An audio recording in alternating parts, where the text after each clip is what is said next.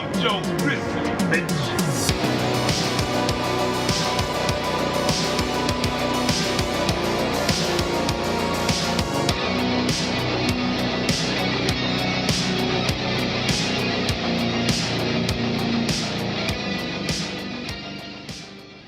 What up, Militia? I mean Joe Grizzly. And when I'm not committing atrocities to try to bring back a loved one at all costs, I'm at the Grizzly Cave, watching movies, reading comics, listening to metal, and of course, crushing beers. And I was lucky enough to get an advanced screening of the new A24 horror film, Bring Her Back. The latest movie from the Philippou brothers, the same brothers who brought us the smash hit from 2 years ago, Talk to Me. And I was a huge fan of Talk to Me. So needless to say, this was one of my most anticipated horror films of this year. But the question is, did they strike gold once again with their sophomore effort, or was it a huge letdown? Let's talk about it. This is Grizzly Grade Reviews.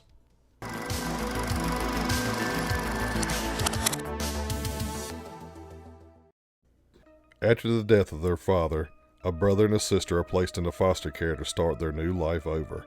But things aren't what they seem when they begin to uncover a terrifying ritual that is taking place at the new secluded foster home that they reside in. So I was able to attend another Scream Unseen, a secret screening of a new up-and-coming horror film that had not yet been released, that was completely blind going in. It's really fun to do, even if the movie turns out to be something that you didn't want to. Most of the time, in my experience, I have enjoyed my time during these events.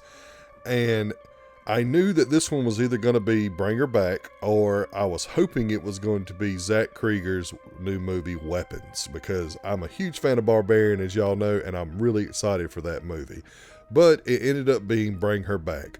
So I was excited nevertheless. So going into this movie, I had very high expectations, because Talk to Me is one of the better horror films that's been released in this decade. And I feel like that it took a genre that was so played out with possession, because possession movies always have the same beats. There's never any creativity put into those movies. It's all the same tropes recycled over and over again. Everyone's just trying to be the exorcist. And the Philippou brothers managed to create a movie in this subgenre that honestly kind of redefined it and made it a more acceptable subgenre, because they actually brought some kind of new freshness to it.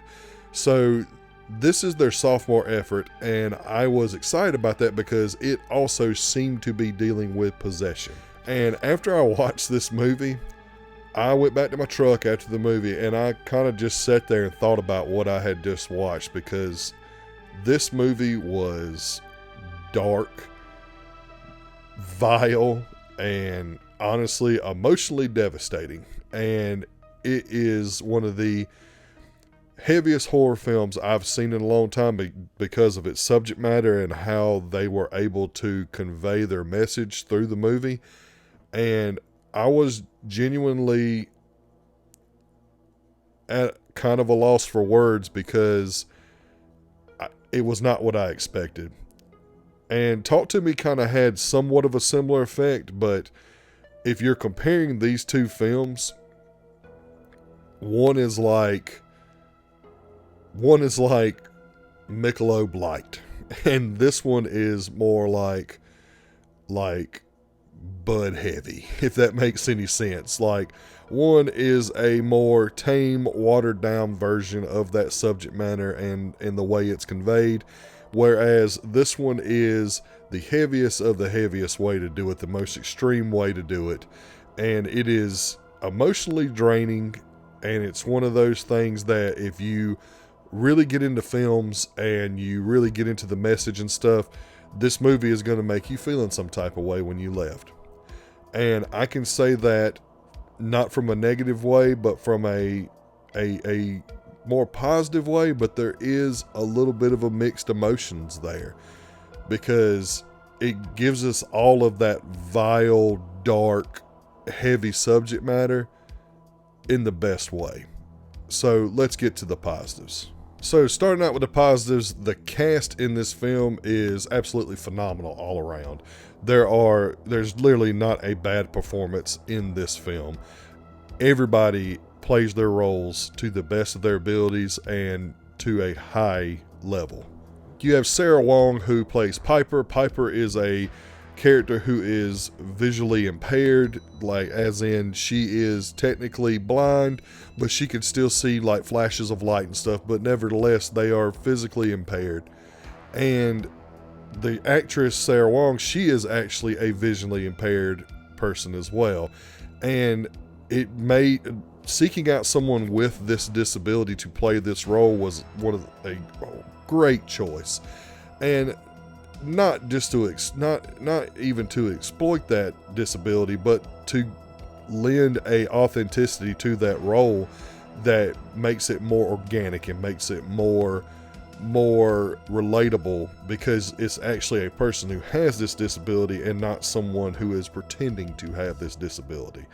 And she does a phenomenal job of playing this character of the kid who has this debilitating disability, but is still this snarky, smart-ass little kid. And I loved her character. She was like the one, like, protect this girl at all costs, because she was just a great character. Billy Barrett plays the character of Andy. He is the older brother of Piper, and his character is the one that we really spend the most time with, has the most development, and is almost the centerpiece of the entire movie. And his range in which he conveys emotions, where he goes from the kind of problem child to the very weak and vulnerable kid who literally just needs somebody to love them and to help him get through this situation and what this hand that he has been dealt, and his past trauma is really, really well done. The kid also gives just this genuinely organic performance that really has you sympathizing and rooting for this character, because although he is playing the quote problem child and bad boy, his ultimate drive is Piper, is his sister and her well-being. And that's a character that I'm always going to get behind, especially when they're written as well as his character was. You have Sally Hawkins in here, who plays Laura, and she gives this charming yet unhinged performance that has you guessing and has you on the edge of your seat this entire movie, even if you know clearly what her motives are. They're pretty much telegraphed throughout the movie. There's really nothing really left up into mystery when it comes to what her motive is. It's the way that she struggles with that inner turmoil, the weight of grief, and her drive to do the impossible and to try to do whatever she can to get back what she has lost, no matter what the cost, no matter who gets hurt, who gets killed, no matter what atrocious act she has to take place in. She is going to do what she has to do, even if the guilt of that act is going to be crippling to her. And I thought that she gave a very heartfelt yet sinister performance in the role as Laura. And Jonah Ren Phillips, who plays Oliver, he gives this absolutely haunting performance.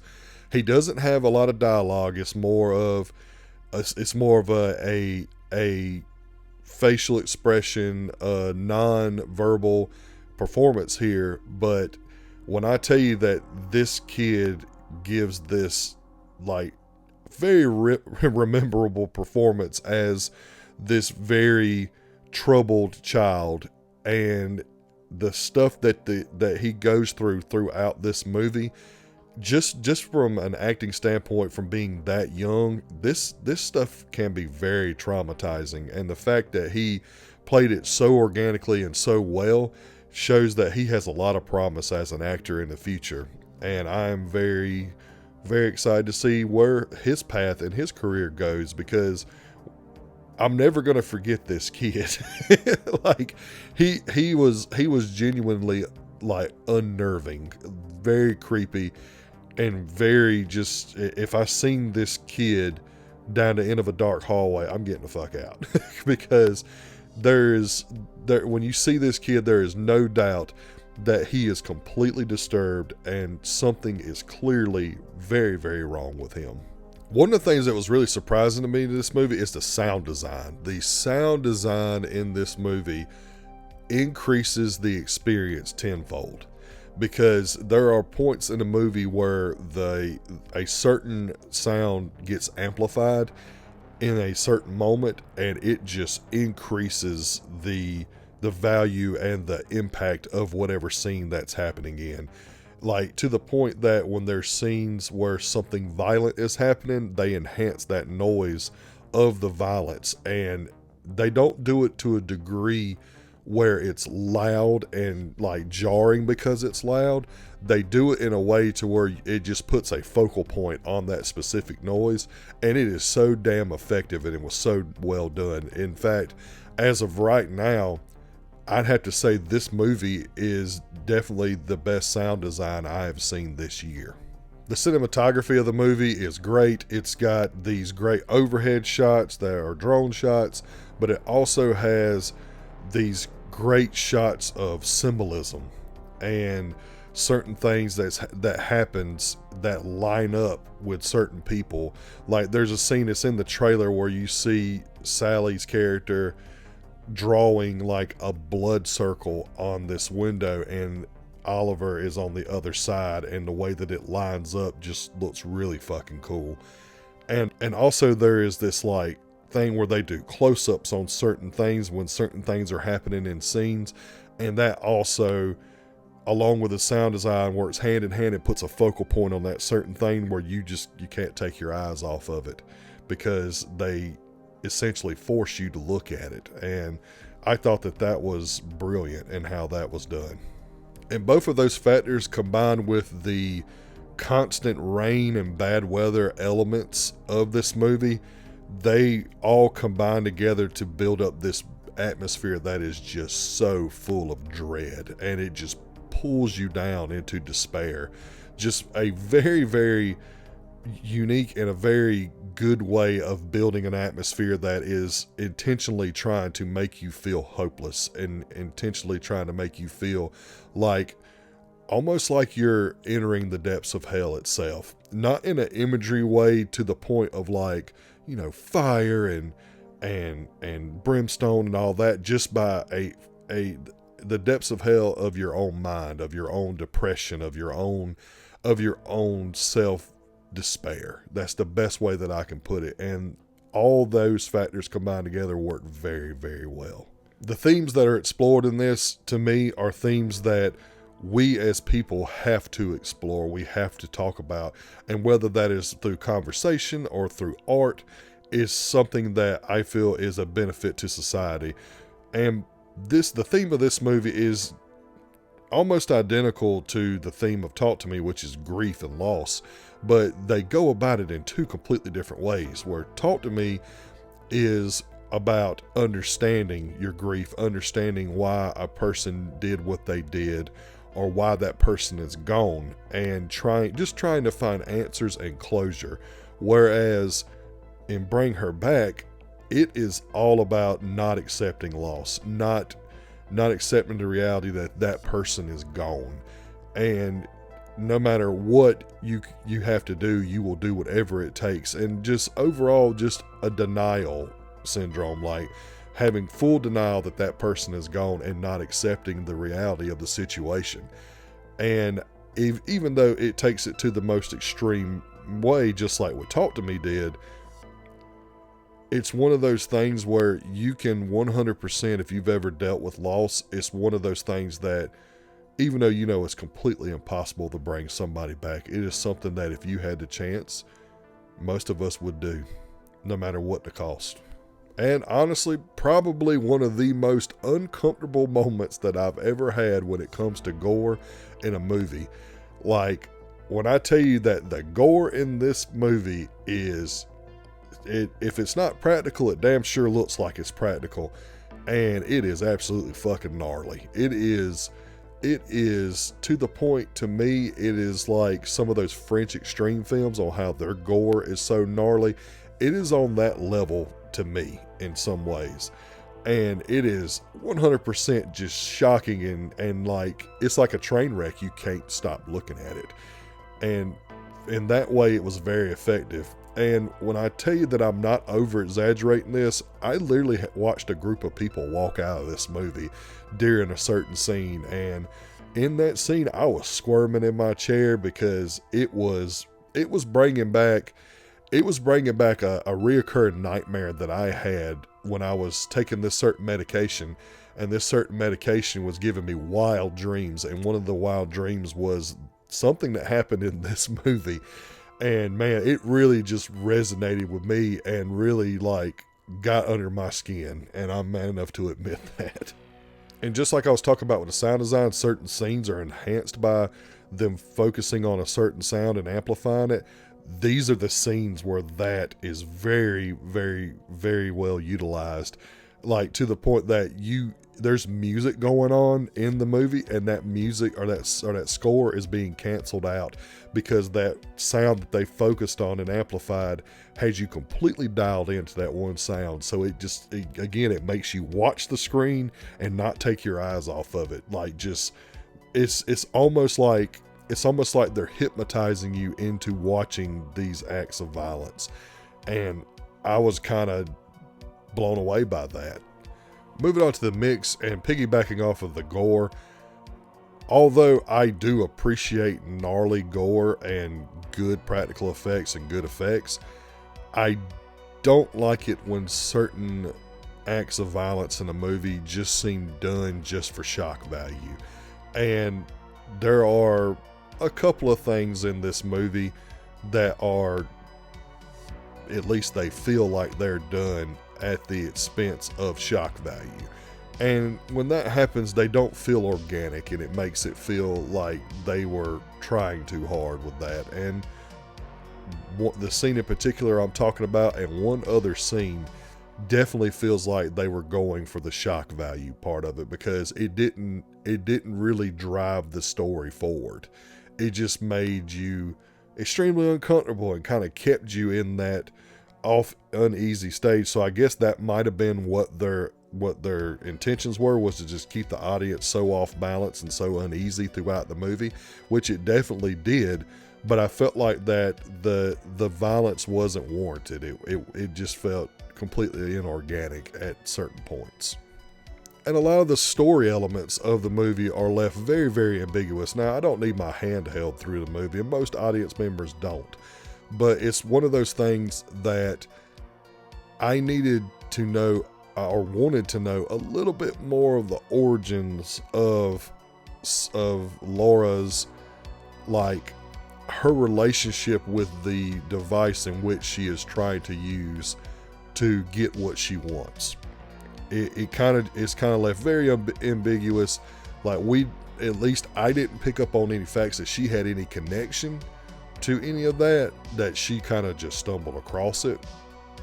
And again, it's not the negatives, that's why it's in the mix section. It wasn't detrimental to the movie, but I would have liked to have known some kind of, it could have been like reading a file on her, or someone saying, hey, she was this at one point, or something like that. That would have tied up a loose end that I needed to be tied up.